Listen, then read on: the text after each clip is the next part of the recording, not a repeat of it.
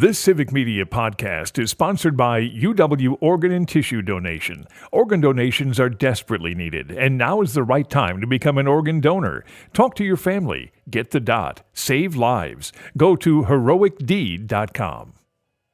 Merry Christmas. You're listening to the best of the Maggie Daun Show. Thanks for tuning in on this holiday edition of the show. I will return to the airways live on Monday, January 6th, and Civic Media has an excellent slate of guest hosts for the show between now and then. Happy holidays, everybody. I'm Maggie Daun. You're listening to the Maggie Daun Show here on the Civic Media Radio Network. I'm your friendly, on-air lawyer, economist, and friend. Even when we disagree, you can always join us for some great conversation. 855-75-CIVIC, 855-752-4842. Just some breaking news while we were in our top of the hour break. Republicans announcing that they have a new plan to avoid government shutdown. Donald Trump tweeting out his support for the continuing resolution.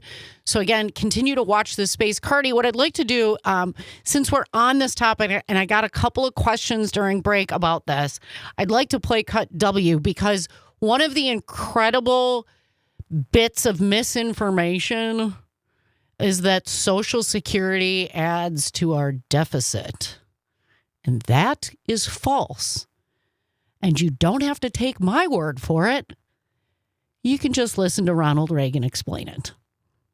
We're going to just keep asking members of the caucus as they come in. That is not the right cut. It have to be just the discretionary spending. Not the right one. We're going to see if we can find it. It was the Ronald Reagan cut. That's not it either. That's Ron Johnson. I do not know where it went. Maybe it's cut V. Let's check that one out and see if that's Ronald Reagan. Let's take a listen here. Well, Social Security, let's lay it to rest once and for all. I told you never would I do such a thing. But I tell you also now, Social Security has nothing to do with the deficit. Social Security is totally funded by the payroll tax levied on employer and employee. If you reduce the outgo of Social Security, that money would not go into the general fund to reduce a deficit. It would go into the Social Security Trust Fund. So Social Security has nothing to do with balancing a budget or erasing or lowering the deficit. Ah, yes. The late, great Ronald Reagan explaining it all there for you. Cardi, that was my bad. That was gave you the wrong cut cue there, but we got there. Again, I just wanted to make that clear because, again, there's a lot of confusion about that. I have decided I'm going to do probably at least an hour on Social Security when I come back from my little holiday break the week of January 6th. Speaking of which, just a little housekeeping here, everybody. We have got great guest hosts lined up for you for the entire 2 weeks. We're also going to have a really special Christmas Eve and New Year's Eve show for you here at the Maggie Daun Show. I'm going to share some of my favorite memories of this time of year with you all. So do keep us locked in. And after my show on Christmas Eve, Nightlight with Pete Schwab is going to have a special episode. And then right at 6 o'clock, we're going to go into all Christmas music across the entire Civic Media Network, including our talk stations, for a little over 24 hours starting Christmas Eve. So again, we got you covered here for all of your holiday talk and musical needs, desires, and wants. So that's first thing. Again, big news. Republicans announcing that there is a deal on the table to keep the government funded to avoid the shutdown. And again, just wanting to be very clear, Social Security does not have anything to do with the federal budget or the budget deficit. Period. Next topic. I did have a little bit from Rachel Maddow on Elon Musk and his driving cars, self-driving cars, Cardi. If you've got that cut, I wanted to listen to this because I think it's a little lengthy. But it's important because the Elon Musk conflict of interest problem and the fact that apparently Elon Musk is now, determining what American policy is and whether or not we get a continuing resolution that was negotiated by our actual elected representatives. is important. So we're going to listen to this. This is from Rachel Maddow's show earlier this week. It was pretty gosh darn shocking. And I wanted to make this small correction. I did mention that Elon Musk isn't an American. He is not a born here American. He is a citizen. He became a citizen in 2002. Just wanted to make that clear. So, all right, let's take a listen. Can you turn the X-Files? Yep. Action crash eastbound on the Bay Bridge and inside the Yerba Buena Tunnel. I thought I was a goner at first when it happened. I mean, you see something like that, it's like coming towards you at full speed. I thought, well, this is it. So that was Thanksgiving Day, 2022. Just a few months later, the news outlet The Intercept obtained video that showed that accident as it happened.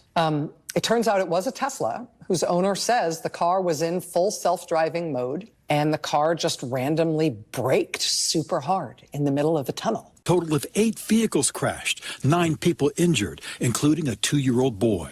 Just hours before the crash, Tesla CEO Elon Musk announced the launch of the full self-driving beta version, which he called a major milestone.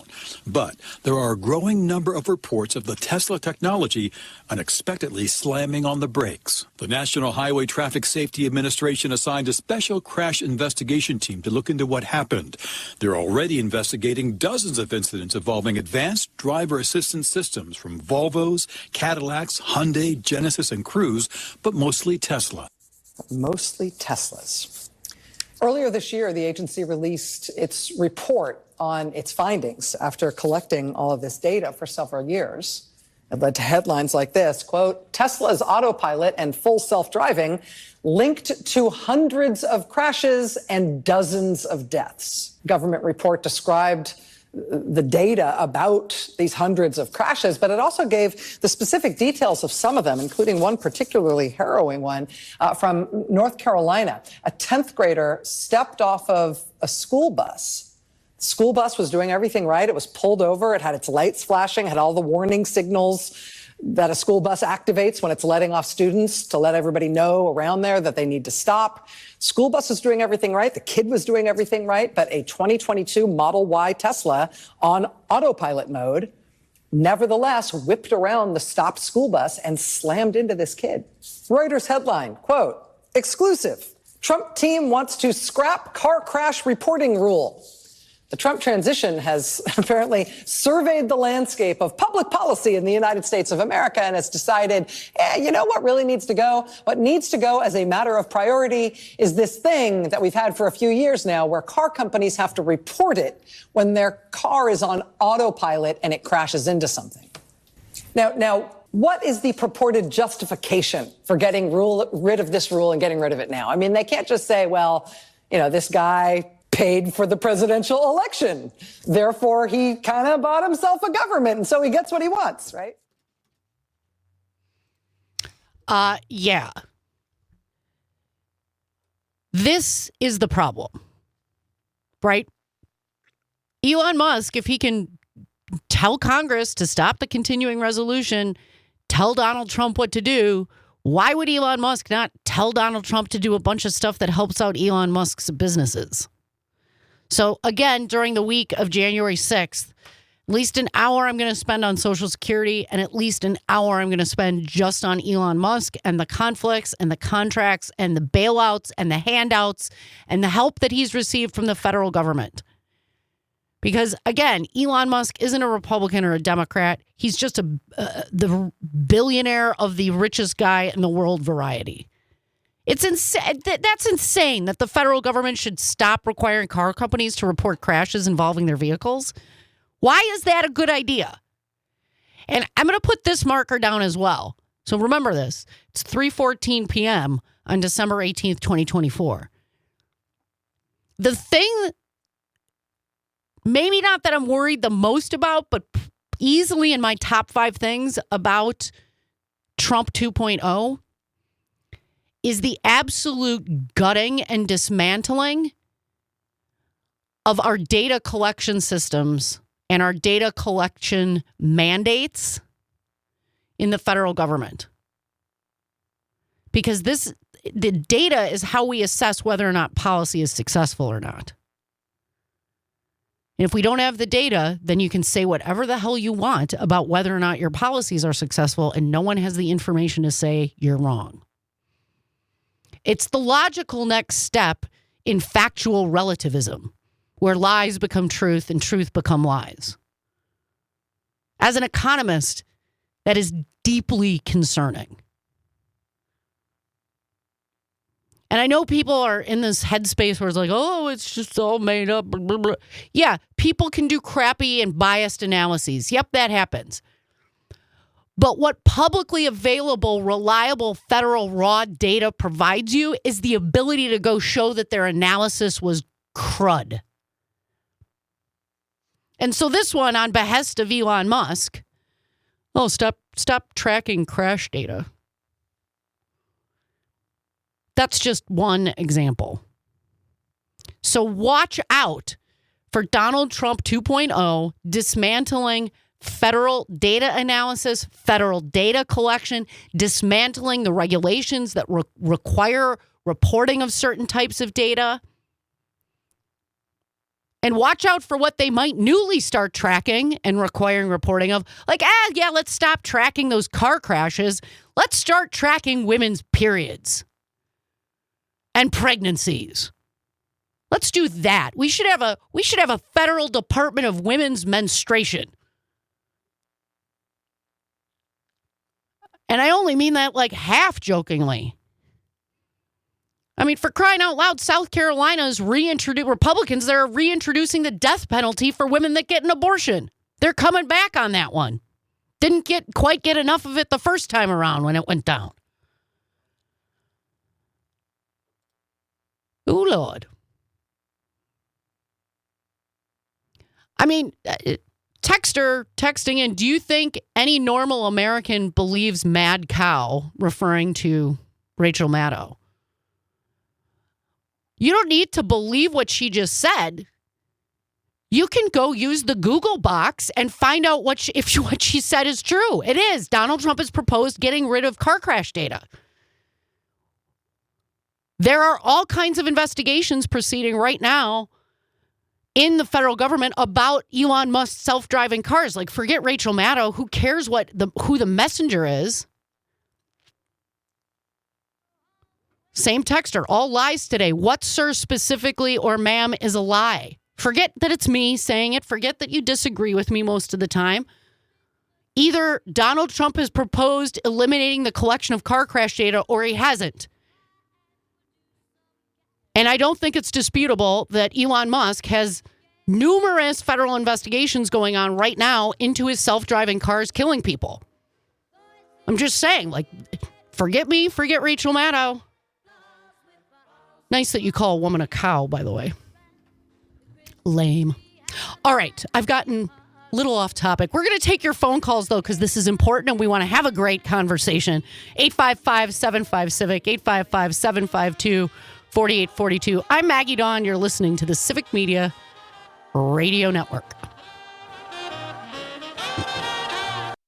You're listening to Civic Media. Stay up to date on the latest news and information for your local community and Wisconsin by signing up for our free email newsletter. Visit civicmedia.us/email to get started. Merry Christmas. You're listening to the best of the Maggie Daun Show. Thanks for tuning in on this holiday edition of the show. Christmas, just like the one. I'm dreaming for arguments based on facts and specific facts at that, and a willingness to talk about actual facts. Please, please, please, let's keep our eyeball on the federal data. Let's keep our eyeballs wide open about Elon Musk's conflicts of interest. I mean, if this was George Soros, do you think the right would be like, oh, that's good. Let George dictate U.S. policy. That's cool. No problem. I mean, come on. We cannot have rules for me and rules for thee. That's not how this works. One of our texters from La Crosse saying this: why can't people see that Elon Musk bought the presidency? Dear texter, I don't know, but that's what he did. They continue. He couldn't become president on his own because he wasn't born in the United States of America. So Donald Trump said, go ahead, do whatever you want to. Just give me $1 billion and I'll let you take over. It was $277 million. But hey, a rounding error for Elon Musk. Again, the $277 million that Elon Musk spent on Donald Trump's behalf is less than a month's worth of his current money. Less than 30 days worth. And that's if he earns not a single cent more. Because the man can spend $10 million a day, every day for 100 years and still have just under $100 billion left. This is a problem, especially if money is speech. Jean from Eau Claire, always nice to see you on my caller list. What's up, Jean? Well, I'm just calling to choose that, whoever that writer is, because if he wants to support Devil Don, who surrounds himself with Devil Don mouthpieces, it's unbelievable. I mean, this is an oligarchy. This isn't like our government. This is not anything like what our government used to be. And to watch the people just kowtow. I mean, Trump was running our government when he wasn't even in office, and these people were kissing his feet. I don't get it, Maggie. I really don't. You know, there's this thing called, remember, subliminal advertising? Oh, yeah. Yeah, okay. Now, we got a lot of that going on if people watch Fox. There's messages all over the place, and it's like, you know, people, when you confront them or ask them facts, they don't know any. Yeah, Democrats have taken money from donors too, but it's not at the scale that has occurred for Republicans, right? Like, it's money in politics is always bad. Elon Musk and his purchasing of the U.S. Congress and the presidency is also not bad. Is also really bad, right? Like, we're going to criticize all of them that continue to support money in politics. All of us, red, blue, purple, polka dotted. Can we all agree that we want a constitutional amendment that says money isn't speech and corporations aren't people, and we can have campaign finance reform? Can we all just agree to that and move forward from there? Can we agree that facts should matter and that grotesque conflicts of interest when you have billions of dollars of contracts with the federal government, that you might not be the best guy to assess government efficiency? I mean, maybe we can say that. It's painful for me. And I don't care if people hate me or think I'm a bad person. Again, there are actual facts. Can we please talk about them?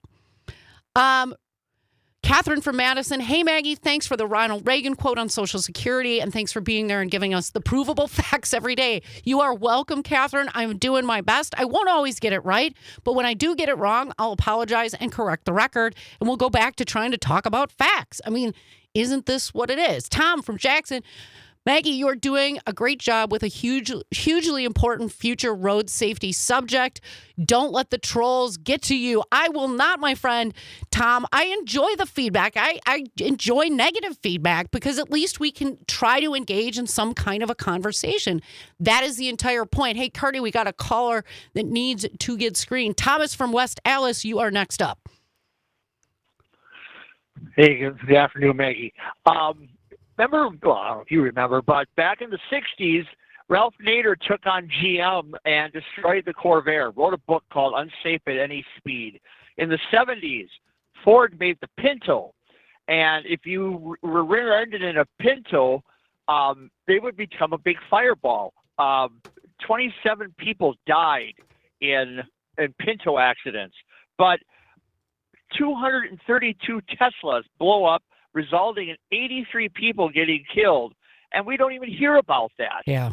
There's things that are just not right anymore, and I don't understand where even the Democrats should be all over this to point out these things, but there's just silence. I don't get it. So frustrating, Thomas. I couldn't agree with you more. I mean, I am in a headspace where like every conversation I have with someone, I'm like, hey, do you know that Elon Musk can spend $10 million a day every day, never earn another penny for the rest of his life, and he can do that for 100 years. Every day, 10 million a day for 100 years. And he will still have nearly $100 billion left. Like, does this make sense to you if money is speech and corporations are people? Like, just answer me that. My angry texter from the 414 who keeps saying I'm spewing clickbait. Zero facts. Is my math wrong? Can you math with me, texter? Type into your little calculator, everybody, 10 million. Okay? Texter from the 414. Put in 10 million into your calculator.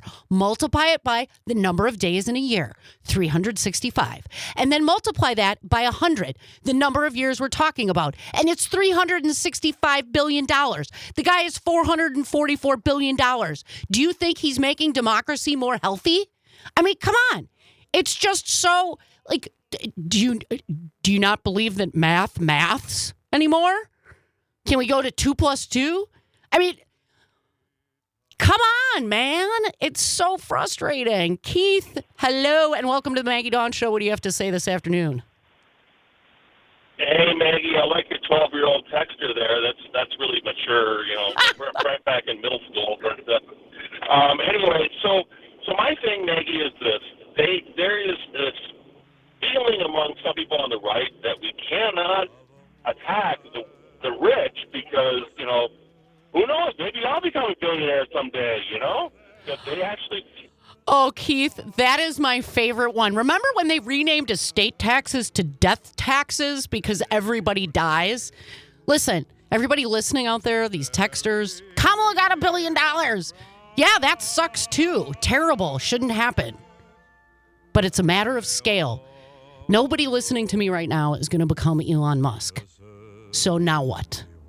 We come back, I got a so now what? Dom Salvia joins me. We're going to have a little holiday fun and put a pin in the politics. So keep it locked. I'm Maggie Daun. You're listening to the Civic Media Radio Network. Happy holidays, everybody.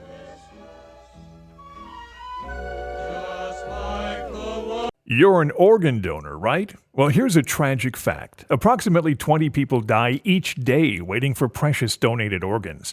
You could make a life-saving decision simply by getting that important dot on your driver's license.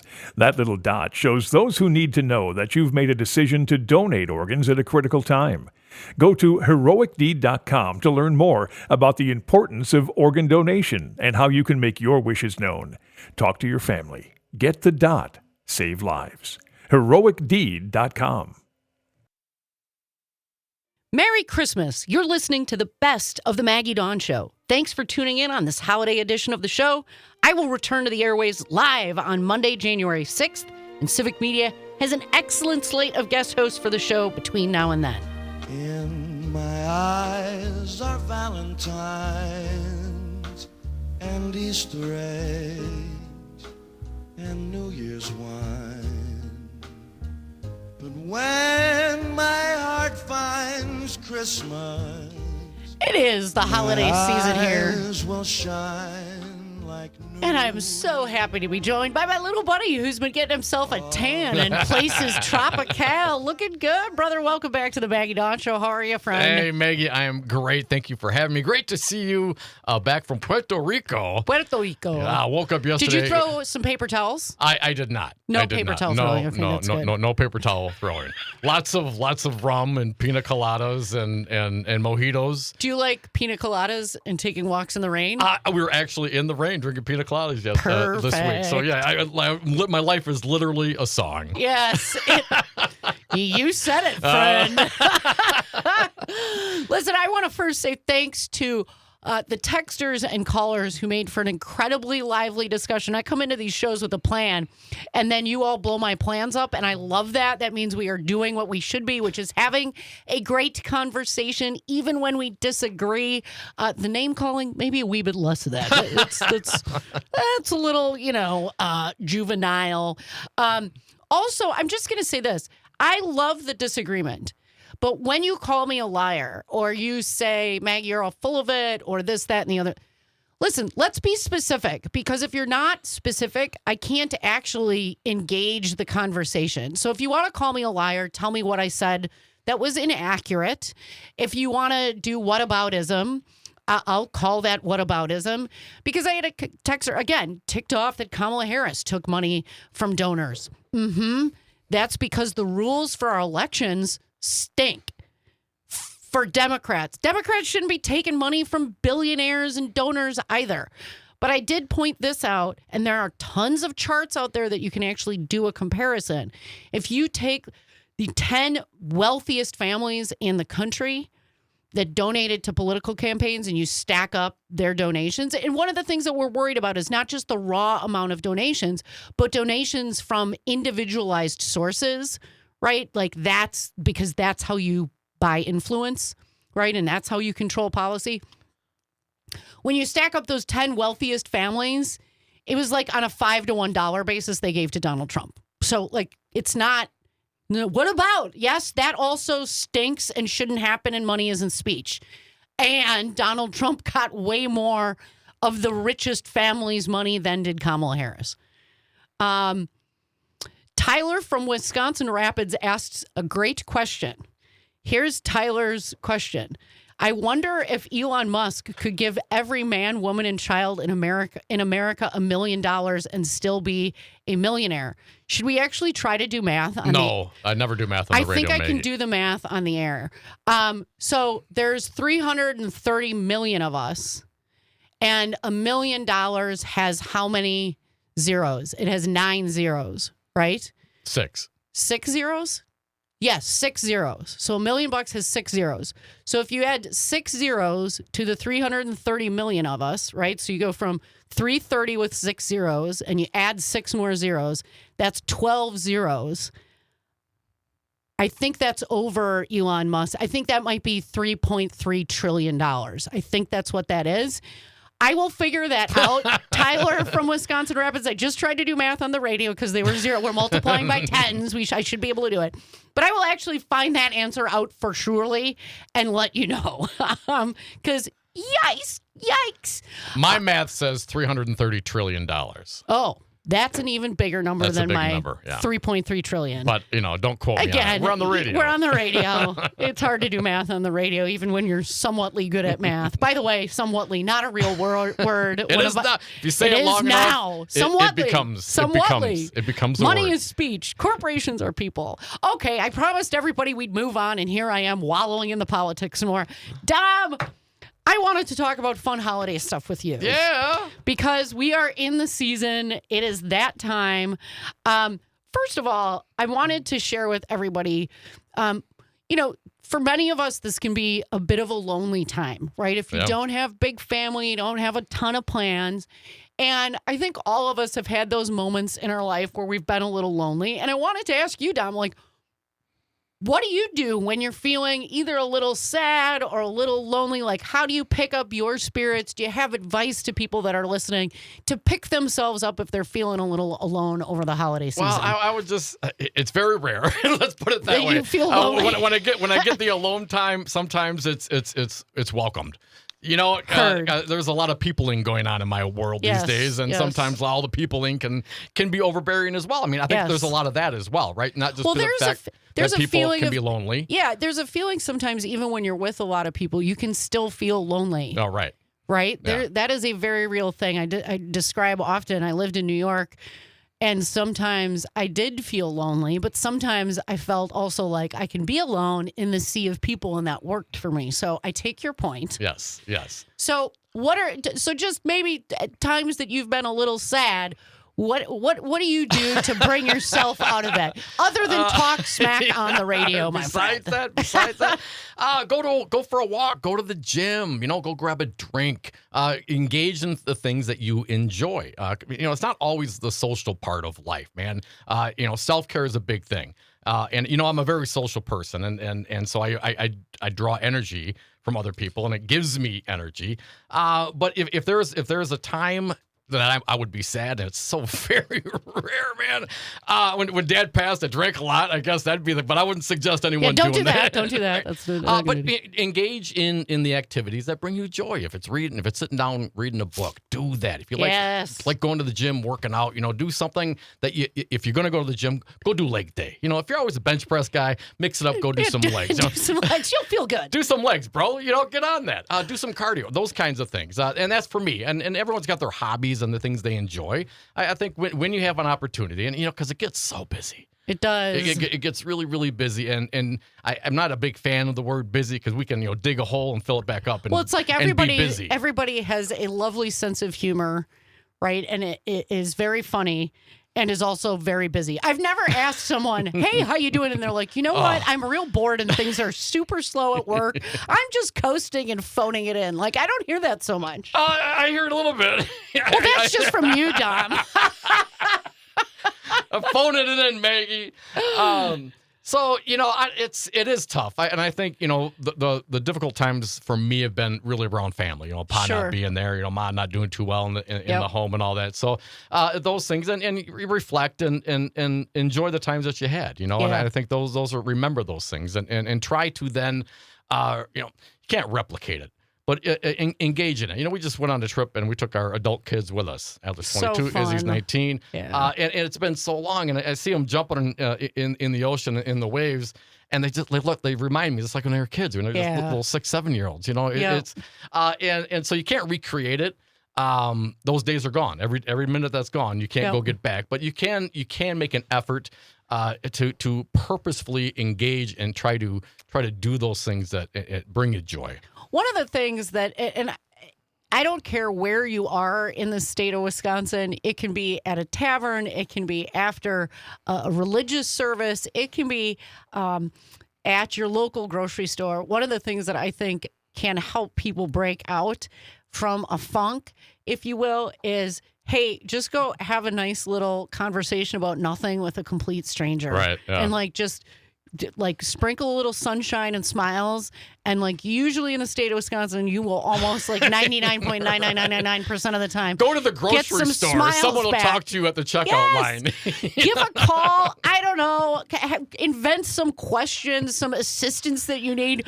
Call up a store. You will end up in a conversation. Right. Go to a Starbucks. Someone will end up in conversation because that's what we do here. Yeah. We reciprocate those kindnesses. I was reading up on just some of the things to break through loneliness or a little bit of funk. And obviously, I think some of it is if you feel badly, sometimes you can't fight that. It's just not having the best day, but maybe I'll just take a pause today, and tomorrow I'm going to get up and go grocery shopping or get some things done. Self-awareness and knowing that, because not everyone, some days are great, some days are okay, and some days are a little tough, and know that, the great days are never going to last forever. Know the terrible days, you know what I'm saying? Absolutely. And being able to recognize those. And a lot of those feelings are all within our head. I think that's the other thing, too. I mean, it's so weird. I can wake up some days, nothing has changed. The weather's the same. I'm the same weight. Yep. You know what I mean? And some days I'd be in a better mood than others. And why is that? You know what I mean? But I don't know why that is. There's all sorts of reasons why that could be. But recognizing that today that's how I'm feeling, and then kind of adjust for that, not to overcompensate. You know what I'm saying? Yeah, but maybe today isn't the best day. Today's the best day to do X, Y, or Z. Right. We'll reassess tomorrow. Some days super efficient. Today, really efficient. Well, I was off for a few days. You know what I mean? Got back today, man. I was like, man, if I could work like this every day, I'd get everything done. Yeah. But that doesn't last. So, when you're riding that wave, ride it out and get what you can done. And when it's a little slower, at least in your head, maybe, and those things and the work things and life things become a little more complicated and burdensome, then back off, lighten up a little bit. Yeah, you can throttle back. Throttle back. Yep. Okay, so Dom, wanted to ask you about some of your holiday memories. Do you have a Christmas present that you either gave to your kids or that you got as a kid that was oh my God, it's the Red Ryder BB gun. Oh my goodness. So excited. It was the best thing that you ever got or gave as a kid or to your kids. What I got as a kid. Yeah. What was amazing. Yes. 2XL. What's 2XL? 2XL was this little robot looking guy. And it was basically an 8-track tape. And you put the 8-track in it, and it asks you questions. You punch it. Old dude. And, yeah, I know. It was basically a modified 8-track, and you put the buttons over the sure. label over the buttons, and it would answer questions, and it'd skip through the tape, and it was the coolest. He was your thing. little buddy. He was our little buddy. You had a little buddy. I had a little buddy, my little 2XL. We were so excited. I must have been 5 or 6 years. That's old. like Teddy Ruxpin. It was like a talking teddy bear. It was super cool. So my best kid gift ever was a ping pong table. And my parents played this so well. My dad had wrapped up just ping pong paddles and the ping pong balls. And so I unwrapped it and I was like, okay, cool. Like, what am I supposed to, what am I supposed to do with this, Dad? Go hang out in the bowling alley. And he explained he was a kid. He grew up in the city. We used to just play it off the wall, and me and my buddy. And I was thinking to myself, well, that's kind of lame, but okay, it's Dad. I'll give it a good try. And he said, well, I think we've got some good wall space in the basement. So we went down into the basement with my ping pong paddles and balls thinking, this is going to be lame. How long do I have to entertain Dad for with the playing ping pong off the wall? And we came around the corner and there was this huge ping pong table set up. We were probably down there. Now, the funniest part was smaller house, they still live in the city. So the ping pong table was set up in the furnace room, so it was real hot in there. My dad and I would stay down there for hours. It was like my dad turned into a kid. My mom would be like, Mike, Maggie, dinner. And we're down there. Yeah, exactly. We're down there whacking the sweating because the furnaces are just pumping out the heat. Apparently, my dad stayed up until approximately 3 o'clock in the morning putting that puppy together. That's awesome. Every parent knows that. Assembling the Christmas presents into the wee hours of the morning, maybe with a couple of 4-letter words. Folks, those sweet dulcet tones you hear are from Dom Salvia. He's my little buddy and yours. He's got the great show that follows mine from 4 to 6 p.m. every Monday through Friday. I'm Maggie Daun. We're having a little walk down memory lane in anticipation of the holidays. You want to share some favorite holiday memories? 855-75-CIVIC, 855-752-4842. When we come back, I want to know about, have you ever had any gruesome sledding incidents, Dominic? Because I've had a couple of near-death experiences, my friend.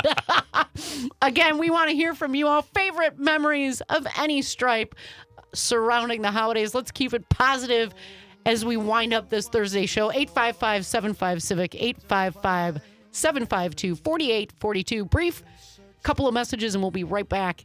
Keep it locked, folks. When my heart finds Christmas, I hope it finds you too. Like the angels sing around. You're listening to Civic Media. Find the latest news, information, and archives of all your favorite shows on the Civic Media website, civicmedia.us. Merry Christmas. You're listening to the best of the Maggie Daun Show. Thanks for tuning in on this holiday edition of the show. I will return to the airways live on Monday, January 6th, and Civic Media has an excellent slate of guest hosts for the show between now and then. A beautiful sight, we're happy tonight, walking in a winter wonderland. Little Bing Crosby, wouldn't be Christmas without him. Happy holidays, everybody. I'm with Dom Salvia, who's got the fantastic show that follows mine every Monday through Friday from 4 to 6 p.m. We're just having a little fun this afternoon. Talking about some of our favorite holiday memories. We've got David on the line from California. David, what's up, friend? Do you want to share a memory or make a comment, sir? Well, yeah, it's funny. You're talking about favorite memories kind of thing. My dad, when my parents divorced, my dad married a nun. And the nun was big in the school district down in St. Louis. And so my dad got white hair by the time he was about 30. So when he would grow a beard, she would put him out there in the school district doing Santa Claus. Aww. And he did that for about 30 years. And I remember going one afternoon I took my video camera down to one of the elementary schools, and he would sit there for hours.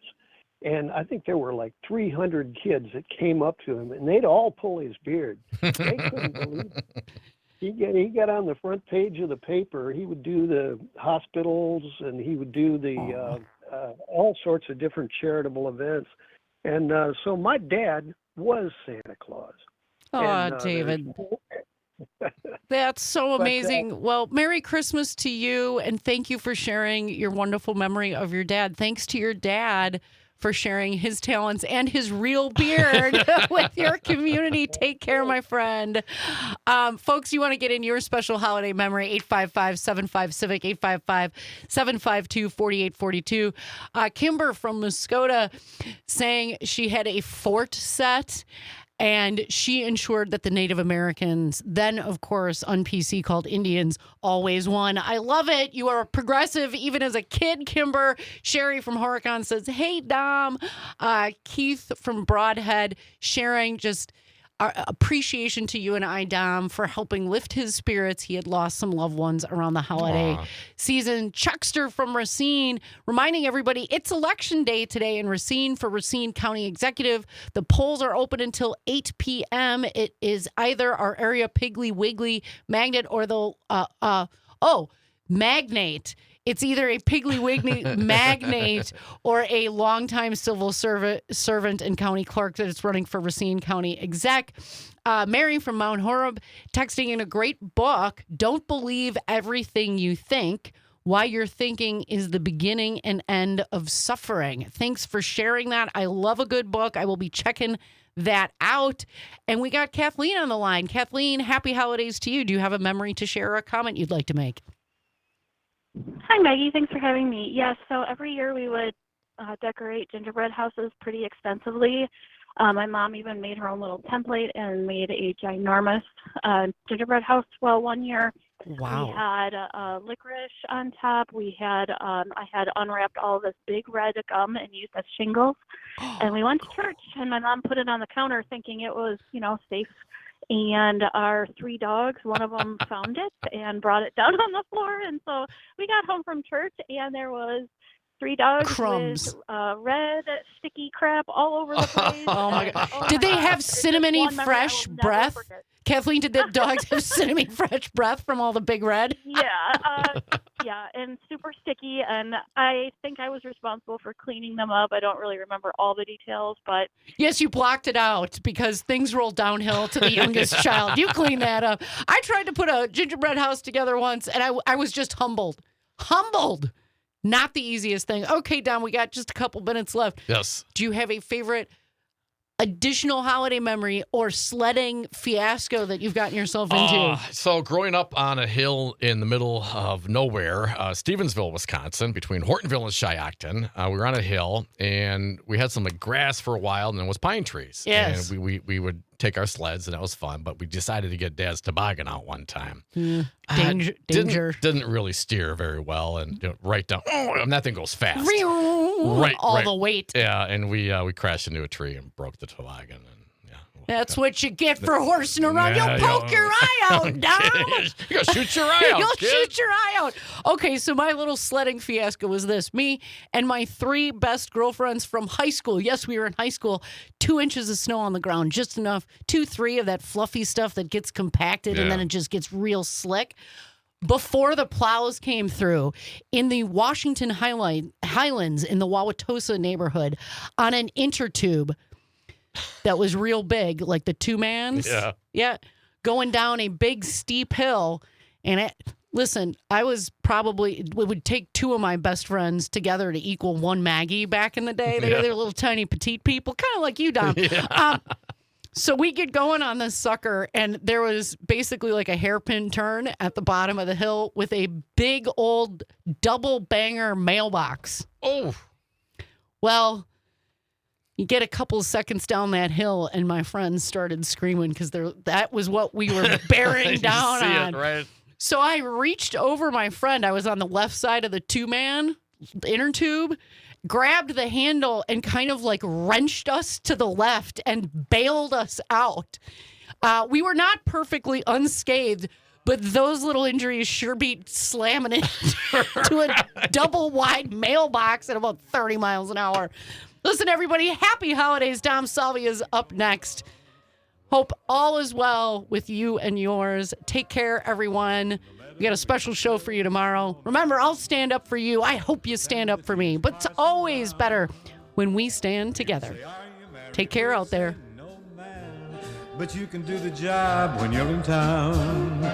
Later on, we'll conspire as we dream by the fire to face unafraid the plans that we've made. You've been listening to the best of the Maggie Daun Show. Subscribe to the show's podcast wherever you listen to podcasts. The national news cycle never stops, but it can be hard to find news about your local community. Civic Media is dedicated to providing quality local and state news coverage across Wisconsin. With the Civic Media app, you can get notifications about local stories that matter to you and your community. Find the free Civic Media app in your phone's app store and choose notifications from the menu to tell us what kind of news you want to hear about.